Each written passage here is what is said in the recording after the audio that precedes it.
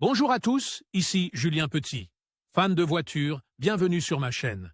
Restez avec moi, on va aborder notre sujet du jour sans plus tarder. Updated, 27 mai 2024, 22h16 p.m. EDT published, 30 mai 2023, 18h49 p.m. EDT. Si, au volant de votre voiture, vous constatez une certaine instabilité du régime, ou si vous sentez qu'il accélère ou ralentit sans raison, cela peut être dû à un certain nombre de problèmes différents.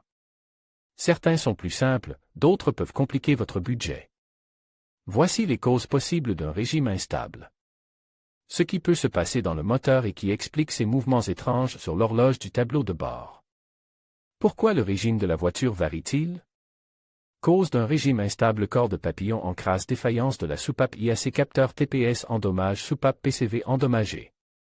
En général, tout conducteur sait que le nombre de tours par minute dépend de l'intensité de la pression exercée sur l'accélérateur. C'est quelque chose qui est contrôlé par celui qui conduit la voiture et qui a généralement un mouvement régulier, en fonction de la pression et des décisions que nous prenons au volant. Cependant, il arrive que le régime se rebelle et échappe à notre contrôle. Si vous vous demandez ce qui se passe lorsque le régime augmente ou diminue, sachez qu'il peut y avoir plusieurs causes. Lorsque les injecteurs sont en crasse, ils peuvent provoquer des problèmes d'accélération car le moteur ne reçoit pas assez de carburant. Mais il y a d'autres raisons. En voici quelques-unes. Corps de papillon en crasse. La première étape consiste à vérifier l'état du corps de papillon.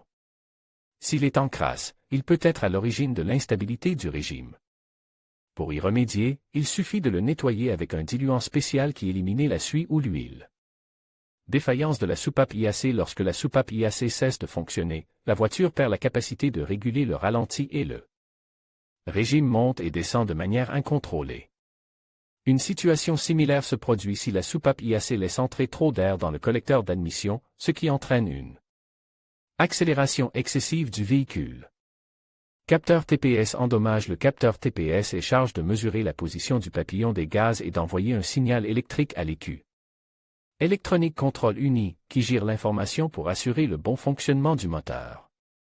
Si ce capteur est en mauvais état, soit parce qu'une ligne est coupée, soit parce que le connecteur est dessert ou en crasse, il peut provoquer une instabilité du régime.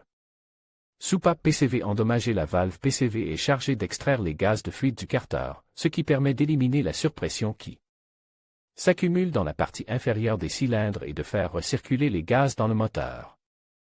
Si ce capteur est en crasse ou ne fonctionne plus, il peut entraîner des dysfonctionnements tels qu'un régime instable.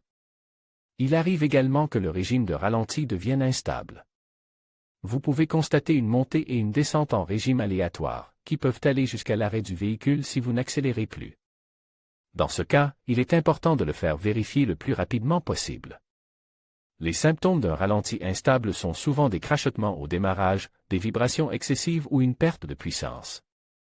Et peuvent être liées à la soupape IAC de ralenti. Les causes possibles sont une accumulation de saleté, des tuyaux d'aspiration dessert ou défectueux, ou une bougie, un fil ou un capuchon de distributeur endommage. La courroie de distribution peut également être en mauvais état.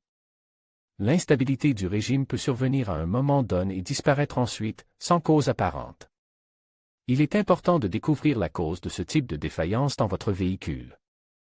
L'idéal est de se rendre chez le mécanicien et de faire effectuer un balayage électronique du véhicule pour vérifier si la panne provient du système électrique. Si le diagnostic montre que tout va bien sur le plan électrique, vous devez vous pencher sur le plan mécanique. Vous pourriez être intéressé par: qu'est-ce que le tachymètre d'une voiture et à quoi sert-il? Dommages causés par la conduite à haut régime d'une voiture. Pourquoi est-il dangereux de faire tourner son moteur à un régime trop élevé et comment éviter les dégâts? Pourquoi votre voiture tourne-t-elle trop vite? Rouler à bas régime, pourquoi est-ce mauvais pour le moteur? Dans quelle plage de régime faut-il changer de vitesse en conduisant?